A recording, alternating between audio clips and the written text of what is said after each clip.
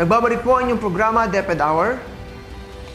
Sa ating teleturuan, itatampok natin ang unang module sa asignaturang Filipino para sa Season 4. Sa module po ito ay makakasama natin bilang teacher presenter si Jinky Santos ng Mayapyap Elementary School na tatalakay sa araling mga bahagi ng aklat.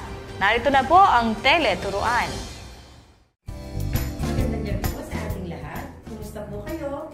Nawa po ang bawat isa sa atin ay punong-puno ng biyaya at pagpapala na nagmumula sa ating Panginoong Diyos. Ako po si Jinky T. Santos, Teacher 2 ng Mayapyap Elementary School, maghahatid sa inyo ng edisyon ng Teleturuan, Season 4, Module 1 sa Filipino 3. Sa gabing ito ay ating tatalakayin ang mga sumusunod. Magagamit ang mga bahagi ng aklat ayon sa pangangailangan. Napapahalagahan ang kaangkupan, katiyakan, at pagkamakatotohanan ng impormasyong nakalahad sa kwento. Sa huling edisyon ng Teleturuan sa Filipino, ating nalaman ang kahulugan at gamit ng pahayagan. Sa pahayagan, malalaman ang iba't ibang issue na nagaganap sa loob at labas ng ating bansa. May mga larawan akong ipapakita sa inyo. Ilarawan ang mga ito sa 2 hanggang 3 pangungusap. Manny Pacquiao, Lea Salonga, Charis Pembenko, at ang pinakabatang si Laika na nagmula sa The Voice. Magbigay nga kayo ng mga pangungusap ukol sa inyong mga nakita. Mahalaga ba ang aklat?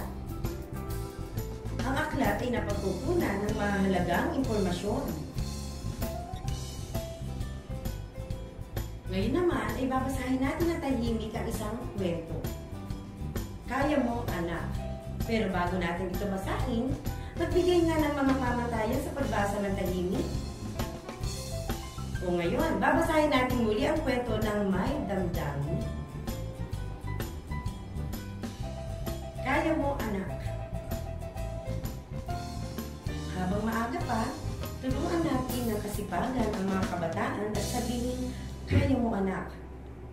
Ulila sa ina si Baud. Silang mag-alma lang ang laging magkasama. Malaki ang paghanga ni Baud sa kanyang ama. Pinakamagaling gumawa ng mga yari sa bronze ang aking ama, ang palaging sinasabi ni Baud sa kanyang mga kaibigan. At totoo nang maganda ang ginagawang mga kagamitan ng ama ni Baud. Kilala siya sa lungsod ng Marawi sa pagyari ng palamuting bronze. Tatay, ibig ko na pong matuto ng paggawa ng mga iyon. Ang wika ni Baud. Ay hirap po bang matutunan ang pag-ukit? Kailangan ng tiyaga at sipag, anak, ang sagot ng ama. Buhat noon ay tinuruan ng ama ang anak. Sa simula, nahihirapan si Baud. Tatay, sana maging katulad ko kayo, ang sabi ni Baud nang ipakita niya ang niyari niyang tasa isang araw. Kaya mo, anak, at gagaling ka, ang sagot ng ama. Ngunit sadyang tiyaga ang kailangan. Araw-araw, dapat gumawa ka nito. Nagpatuloy si Baud ng pag-aaral at pagsasanay. Patuloy siya sa panunood at paggawa. Kung minsan, ay parang ibig na niyang hintuan ang pag-aaral nito.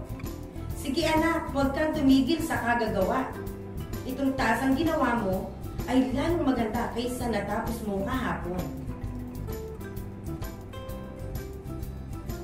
At dumating ang dakilang araw para kay Baud. Nagkaroon ng paligsahan sa paaralang elementarya ng Marawi sa pinakamagandang yari ng banga. 1,000 ang premyo. Maraming mag-aaral ang sumali. Isa na rito si Baud. Alam niyo ba kung sino ang nanalo? Tama, si Baud nga. Anong saya nilang mag-ama? Magandang simula ito, anak, wika ng ama. Alam kong mahihigitan mo pa ako sa darating na araw. Dahil sa iyong sipag at tiyaga, marami ka pang mapapalalo ng paligsahan. Kaya mo ito, anak. Bago tayo magpatuloy sa ating talakayan, pansamantala tayo magpapaaral.